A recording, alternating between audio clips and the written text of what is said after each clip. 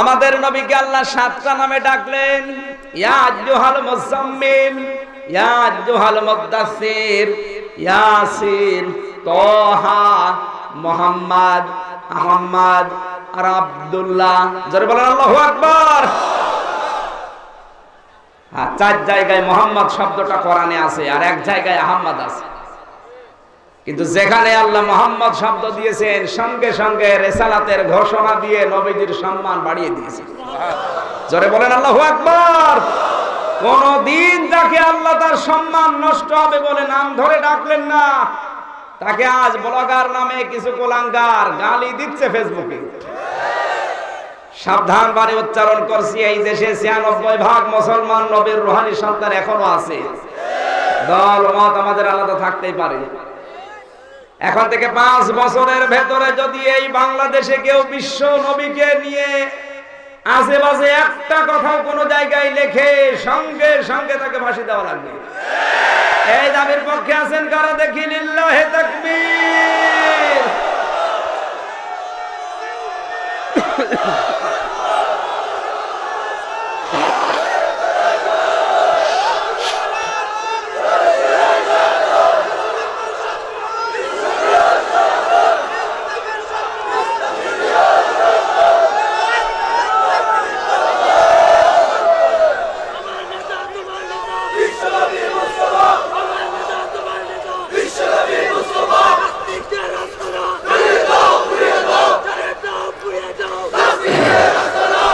আলহামদুলিল্লাহ, নবীর পক্ষে এই কথাগুলো বলার কারণে আশা করছি কিয়ামতের দিন যেন নবী আমাদের জন্য অন্তত সুপারিশ করে। আরো জোরে বলেন। কিছুই তো দিতে পারি না, পারি পক্ষে আছে এটা জানালাম। আর যারা দুর্বৃত্ত আছে তারা যেন একটু ভয় পায়, কারণ এখনো পর্যন্ত নবীর রূহানী সন্তান 96% এই দেশে বাস করে, নামাজ না পড়তে পারে। নবীর বিরুদ্ধে আপনি বলে দেখেন তো, দাঁত মুখ সব হারাবেন। বলেন, কারণ আল্লাহ যাকে নাম ধরে ডাকেননি, আপনার এত সাহস আসে কোত্থেকে? আমরা 38, 39, 40, 41, 42, 43, 44, 45, 46, 47, 48 নাম্বার আয়াত পর্যন্ত এত আয়াত আমি তাফসীর মাহফিলে পড়ি না। খুব বেশি হলো 1-2 আয়াত, হাফ আয়াত পড়ি। আজকে আয়াত পড়েছি অনেকগুলো। আলোচনা হবে আজ বেশি না কম? আপনারা ওঠেন কেন ভাই? এত পোশাক লাগে এলাকার মানুষের। হ্যাঁ,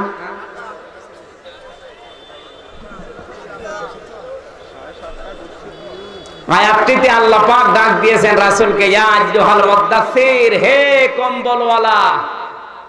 আমরা অনেকে আজ এখানে বসে আছি চাদর গায়ে দিয়ে, কম্বল গায়ে দিয়ে, নাকি?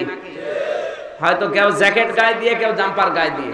মুদ্দাসসির মানে জ্যাকেটও হয়, কম্বলও হয়, জাম্পারও হয়। শীত নিবারের জন্য যা গায়ে দিয়েছেন ওইটাই মুদ্দাসসির।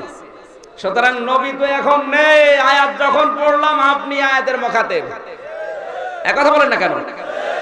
সুতরাং আপনি মনে করবেন যদি চাদর গায়ে দিয়েছেন, কম্বল দিয়েছেন, জাম্পার দিয়েছেন, সোয়েটার দিয়েছেন, মনে করবেন আপনাকে আল্লাহ ডাক দিচ্ছেন, ইয়া আইয়ুহাল মুদ্দাসসির কুম ফানদির, হে কম্বলওয়ালা দাঁড়াও।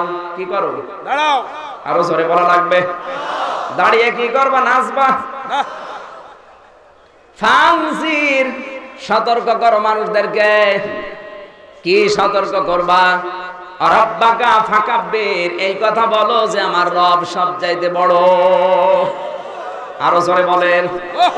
মক্কা মদিনার মতো এজন্য মোড়ে মোড়ে 2 রাস্তা, 3 রাস্তা, 4 রাস্তা, 5 রাস্তা, 6 রাস্তা, 7 রাস্তার মোড়ে যে গোল চত্বর হবে, ময়মনসিংহ জেলার মতো আল্লাহ অথবা মুহাম্মদ দিয়ে গোল চত্বর বানান।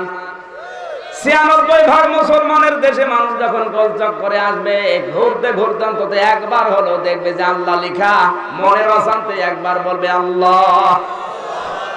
মক্কা থেকে মদিনা 450 কিলোমিটার, এতগুলো রাস্তা পার হতে রাস্তার পাশে পাশে দেখেছি কোন জায়গায় লেখা আস্তাগফিরুল্লাহ, কোন জায়গায় লেখা আল্লাহু আকবার, কোন জায়গায় লেখা আছে লা ইলাহা ইল্লাল্লাহ।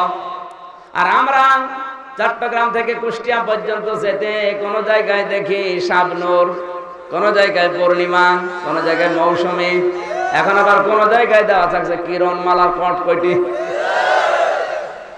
মনের অশান্তি ওদের দিকে যদি কারো চোখ পড়ে, আমার মনে হয় হজের সওয়াব হবে না, কবিরা গুনাহ হবে। গুনাহ করার জন্য আর উদ্বুদ্ধ করছে, আমাদেরকে ব্যবস্থা করে দিচ্ছে।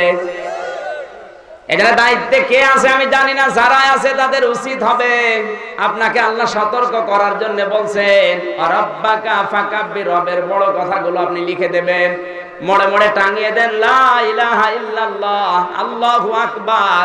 আমার আল্লাহ পাক এই দেশের উপরে খুশি হয়ে যাবে। এখানে ঘর যাদের আছে, ব্যবসা প্রতিষ্ঠান আছে, দোকান আছে, এখানে কারো বাবার ছবি, কারো মায়ের ছবি, কারো নেতার ছবি, কারো নিজের ছেলে মারা গেছে ছেলের ছবি না, এখানে রাখা লাগবে আল্লাহু আকবার লিখে রাখেন, জিন আসবে না ওই ঘরে।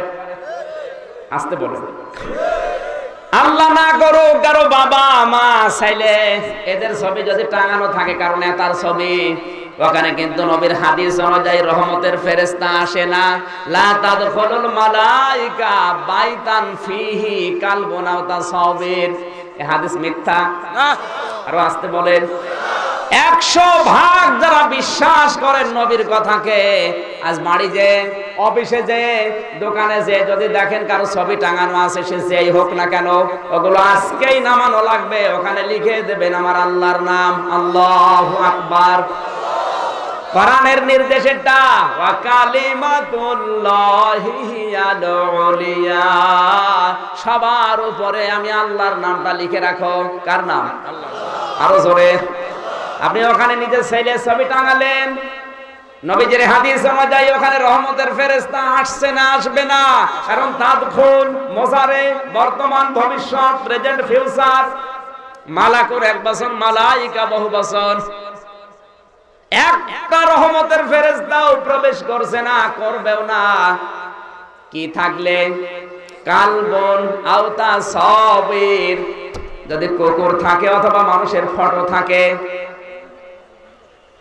কি বুঝলেন আপনি এখান থেকে? কুকুর হয়তো আপনি রাখেন না, কিন্তু নিজের ছেলের ফটো রেখে দিয়েছেন বাদাই করে। নবীর কথা আপনি বললেন আমি 100% বিশ্বাস করি, তাহলে তো রহমতের ফেরেশতা আসবে। আসতে বলেন, যদি না আসে গজবের ফেরেশতা আসবে। কি কথা বলেন এখানে? আর গজবের ফেরেশতা যদি আসে, আপনি তো ঈমান পাবেন না। ওই জায়গায় আল্লাহ না করো যদি আপনার মরণ চলে আসে, আপনি তো বেঈমান হয়ে মরবেন। এরপরেও যদি কেউ বলেন হুজুর আমি বুঝি নাই, এদিকে আসেন, ঝড়ি কোদাল দিয়ে বোঝাচ্ছে। কমন সেন্সের কমন বাদ দিলে, শুধু সেন্স থাকলেও তো এই সহজ কথা বোঝা দরকার। কথা বলেন। আমি আর নিচে নামলাম না, আপনি এখন আমল করবেন কিনা আপনার ব্যাপার। রবের বড়ত্বের কথাগুলো মানুষকে বলেন। ওয়া সিয়াবাকা ফাতাহির, হে নবী আপনার পোশাক পবিত্র করেন।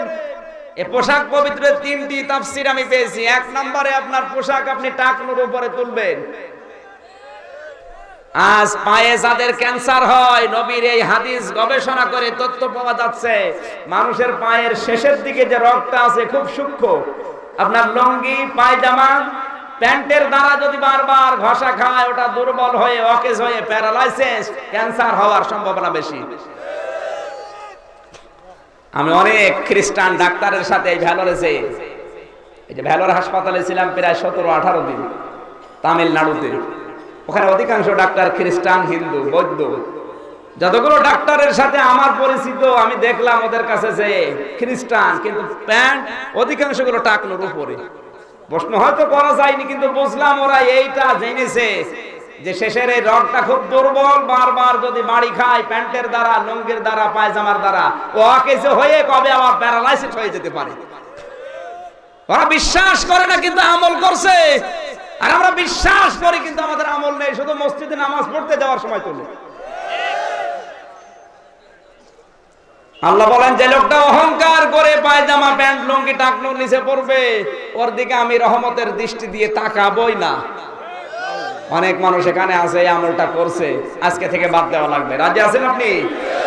দুই নম্বরে তাফসীর হচ্ছে, হে নবী আপনার পোশাক অপবিত্র রাখলে হবে না, আপনি তো সাধারণ মানুষের মতন, আপনি দ্বীনের দায়ী, আপনি ইসলামী আন্দোলনের কর্মী, আপনার পোশাক থাকবে, পরিচ্ছদ থাকবে আলাদা, আপনাকে দেখে যেন অন্য মানুষ দ্বীনের দাওয়াত পেয়ে যায়। আর এখন অনেক পীর সাহেব পর্যন্ত এমন পোশাক 24 বছর কাছে না, কথা বলেন। চুলের যে সাইজ, নাম রেখে দিয়েছে জটলা বাবা, জুতা গলায় পরে ঘুরে বেড়াচ্ছে জুতা বাবা, থলির ভেতরে মাটি নিয়ে আছে মাটি বাবা। আর এই সমস্ত বাবার নামে এই বাংলাদেশে আবার জিকির বের করেছে, আলী বাবা, শাহ আলী বাবা, শের আলী বাবা, কদম শাহ বাবা।